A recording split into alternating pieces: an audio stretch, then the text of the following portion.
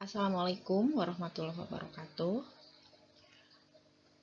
Kita akan membahas tentang Indonesia Sehat 2025 dalam rencana pembangunan jangka panjang dalam bidang kesehatan.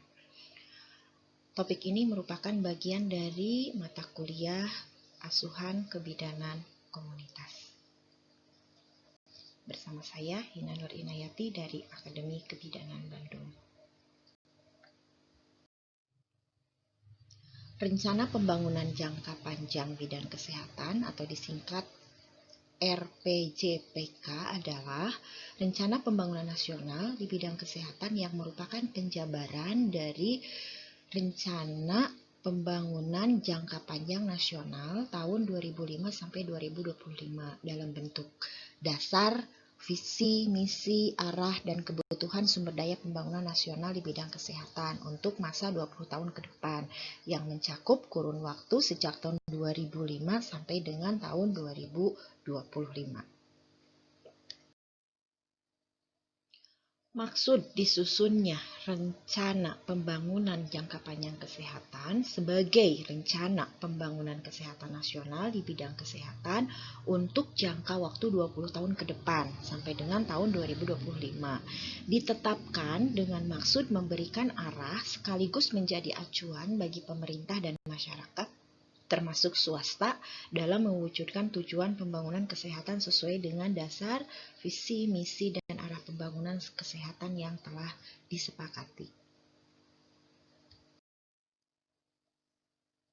Tujuan disusunnya rencana pembangunan jangka panjang kesehatan adalah untuk meningkatkan kesadaran, kemauan, dan kemampuan hidup sehat bagi setiap orang agar peningkatan derajat kesehatan masyarakat yang setinggi-tingginya dapat terwujud melalui terciptanya masyarakat, bangsa, dan negara Indonesia yang ditandai oleh penduduknya yang hidup dengan perilaku dan dalam lingkungan sehat, memiliki kemampuan untuk menjangkau pelayanan kesehatan yang bermutu secara adil dan merata, serta memiliki derajat kesehatan yang setinggi-tingginya di seluruh wilayah Indonesia. Landasan yang dipakai dalam pembentukan rencana pembangunan jangka panjang kesehatan, yang pertama adalah landasan Pancasila, yang kedua landasan konstitusional yaitu Undang-Undang Dasar 45 khususnya di pasal 28B, 28C, 28H, pasal 34 ayat 2 dan ayat 3, serta landasan operasionalnya meliputi seluruh ketentuan peraturan perundang-undangan yang berkaitan dengan penyelenggaraan pembangunan kesehatan.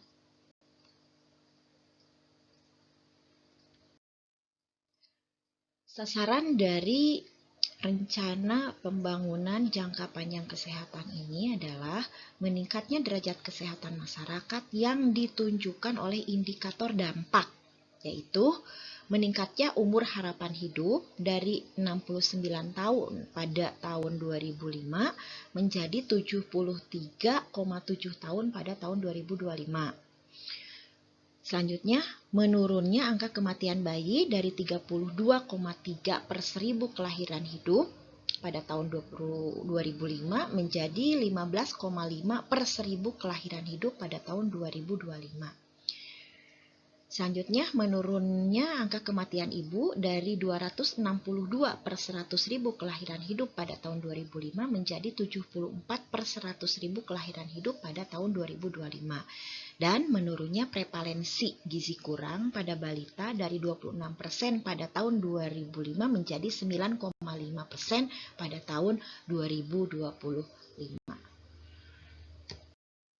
Strategi rencana pembangunan jangka panjang kesehatan. Yang pertama adalah pembangunan nasional berwawasan kesehatan. Yang kedua, pemberdayaan masyarakat dan daerah. Yang ketiga, pengembangan upaya dan pembiayaan kesehatan. Yang keempat, pengembangan dan pemberdayaan sumber daya manusia kesehatan. Jangka panjang kesehatan ini menjadi sangat penting karena kesehatan merupakan salah satu unsur dari masyarakat Indonesia yang sejahtera, yaitu tercapainya hak atas hidup sehat bagi seluruh lapisan masyarakat melalui sistem kesehatan yang dapat menjamin terlindunginya masyarakat dari berbagai resiko yang dapat mempengaruhi kesehatan dan tersedianya pelayanan kesehatan yang bermutu, terjangkau, dan merata bagi seluruh rakyat Indonesia. Dasar pembangunan kesehatan adalah pri-kemanusiaan, pemberdayaan dan kemandirian, adil dan merata, serta pengutamaan dan manfaat. Tujuan dari pembangunan kesehatan adalah masyarakat, bangsa, dan negara yang ditandai oleh penduduknya yang hidup dalam lingkungan dan dengan perilaku hidup sehat, baik itu jasmani maupun rohani, serta sosial, dan memiliki kemampuan untuk menjangkau pelayanan kesehatan yang bermutu secara adil dan merata, serta memiliki derajat kesehatan yang setinggi-tingginya. Pembangunan kesehatan di Indonesia dirumuskan dalam program Indonesia Sehat 2025.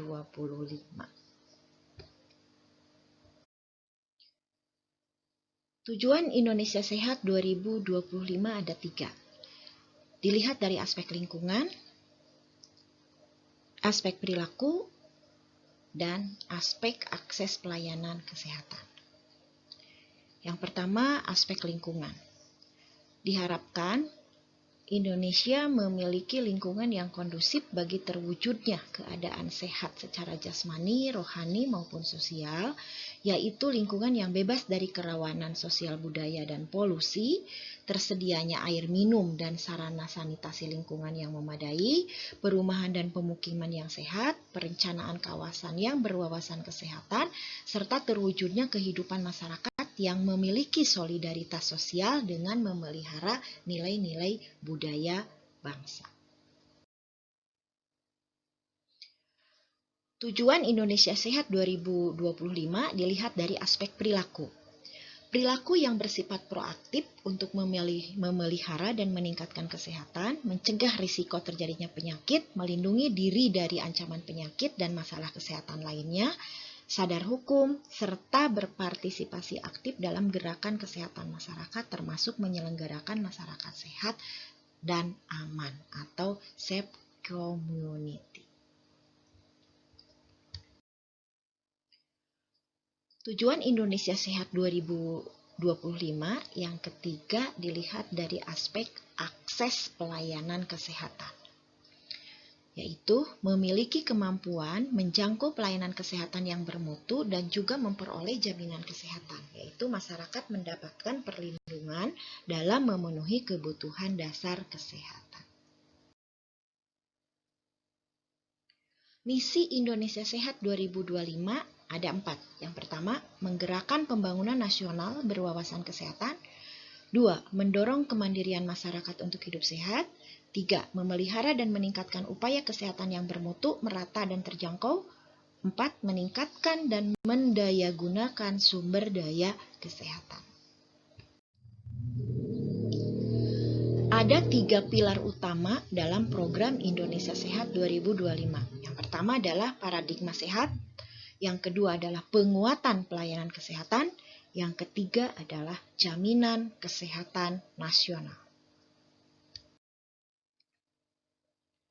Dalam pilar paradigma sehat terdapat 3 program utama.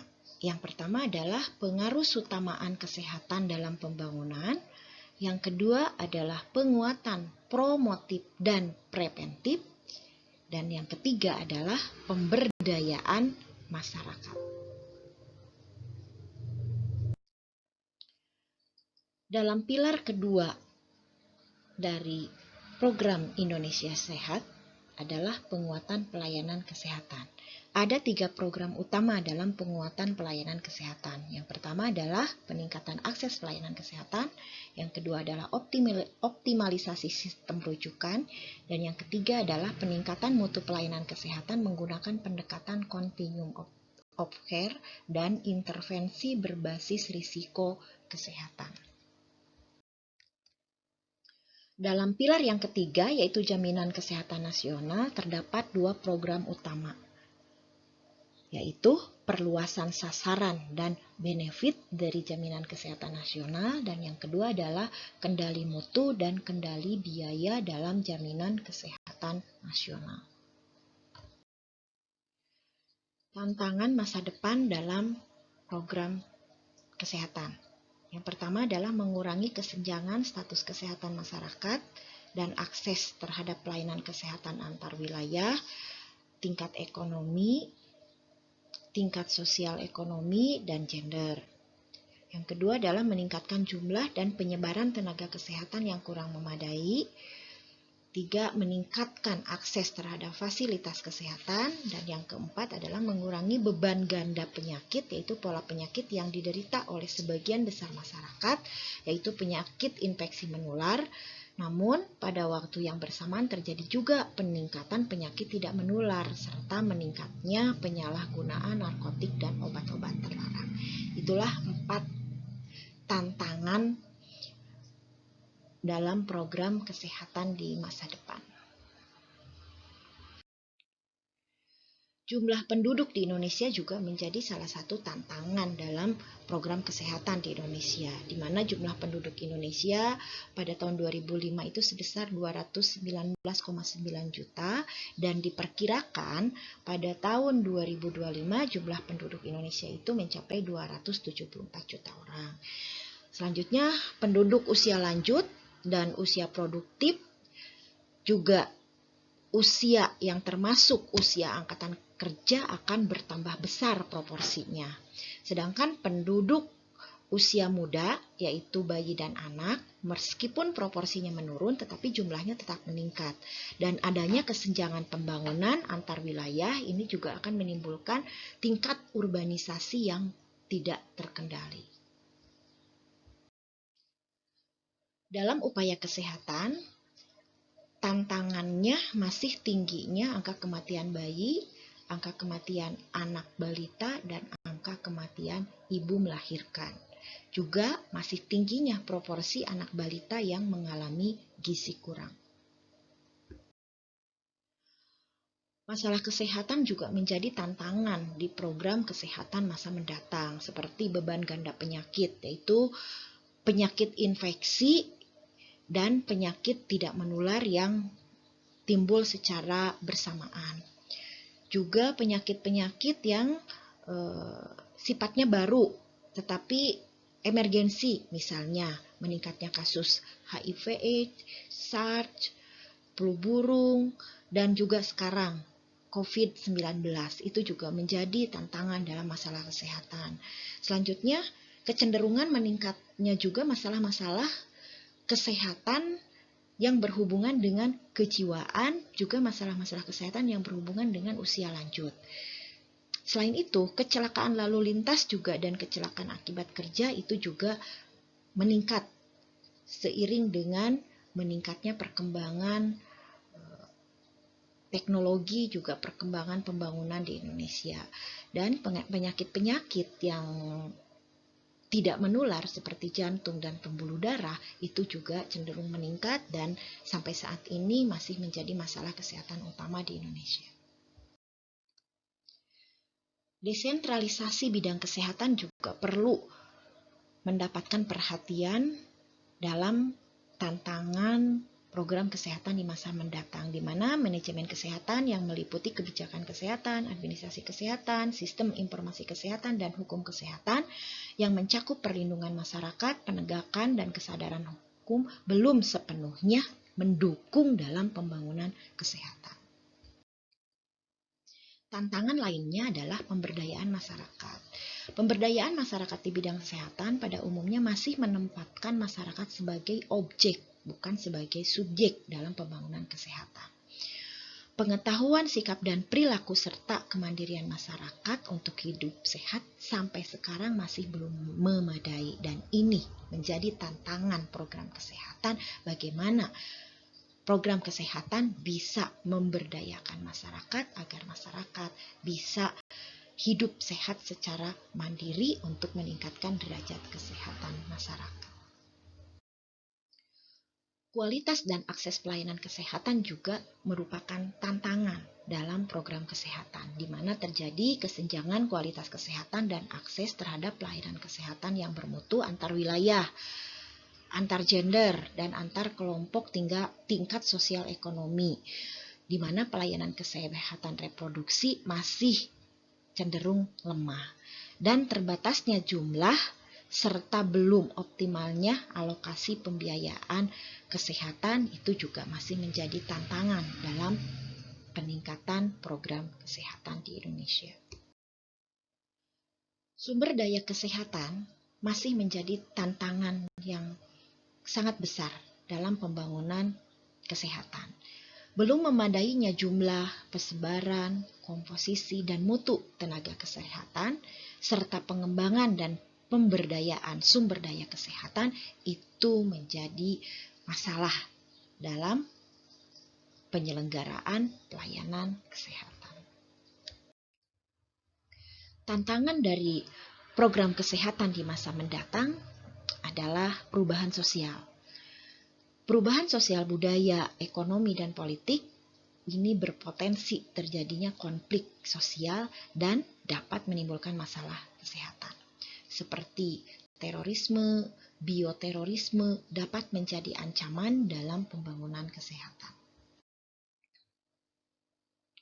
Upaya kesehatan untuk mencapai Indonesia Sehat 2025 dibangun dalam 4 tahapan.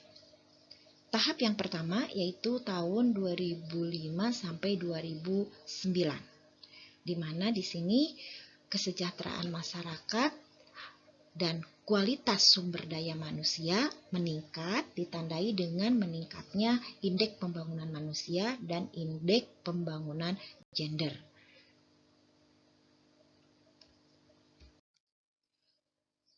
Tahapan yang kedua dimulai dari tahun 2010 sampai 2014, di mana kesejahteraan masyarakat terus meningkat, ditunjukkan dengan membaiknya berbagai indikator pembangunan sumber daya manusia seperti meningkatnya derajat kesehatan, status gizi masyarakat, kesetaraan gender, meningkatnya tumbuh kembang, kesejahteraan dan perlindungan anak, terkendalinya laju pertumbuhan penduduk, serta menurunnya kesenjangan antar individu, kelompok masyarakat, dan antar daerah.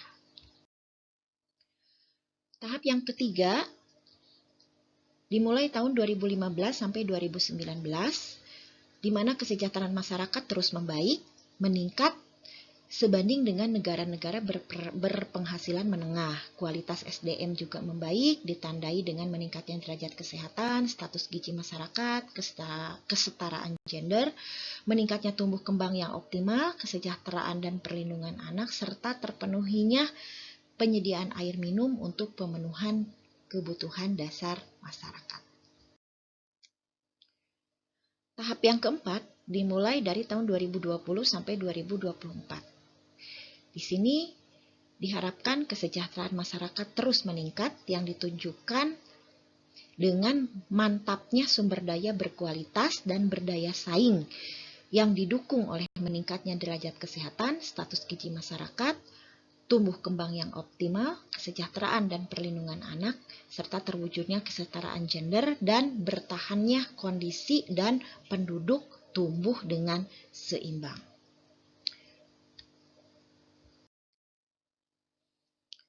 Apa indikator keberhasilan kesehatan di tahun 2025? Yang pertama adalah semua desa telah menjadi desa siaga aktif, di mana setiap desa siaga aktif memiliki minimal sebuah pos kesehatan desa atau poskesdes.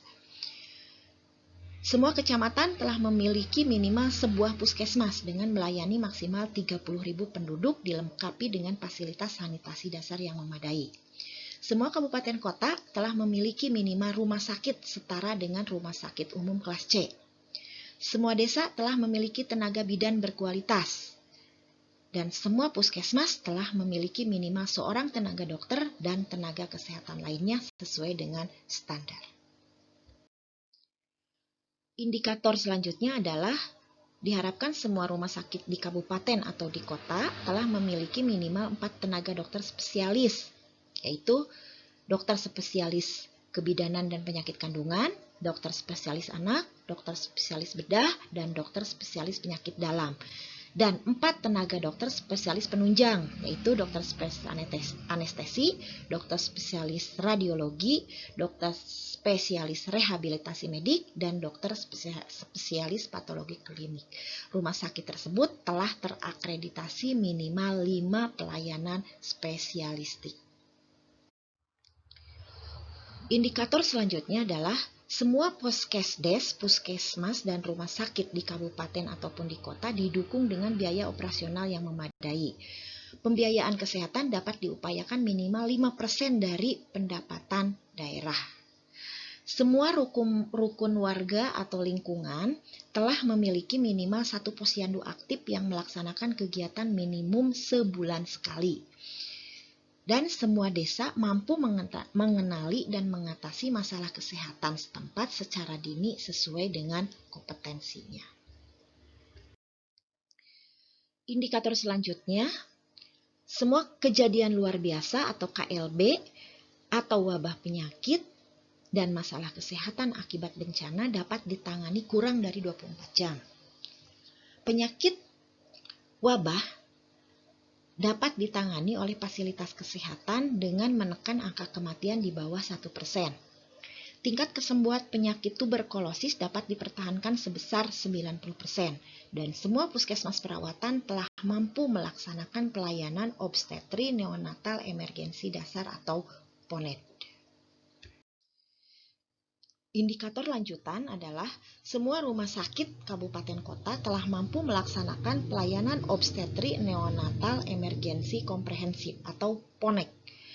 Semua keluarga telah menggunakan air bersih dan fasilitas sanitasi dasar. Semua keluarga telah menghuni rumah yang memenuhi syarat kesehatan. Semua desa telah mencapai universal coverage imunisasi atau UCI. Semua persalinan telah ditolong oleh bidan atau tenaga kesehatan yang memiliki kompetensi kebidanan, dan semua penduduk Indonesia telah dicakup oleh sistem jaminan kesehatan nasional. Ada 3 pendukung dari program Indonesia Sehat 2025 ini, yaitu sumber daya manusia kesehatan, pembiayaan kesehatan, sediaan farmasi dan alat kesehatan, serta ilmu pengetahuan dan teknologi kesehatan.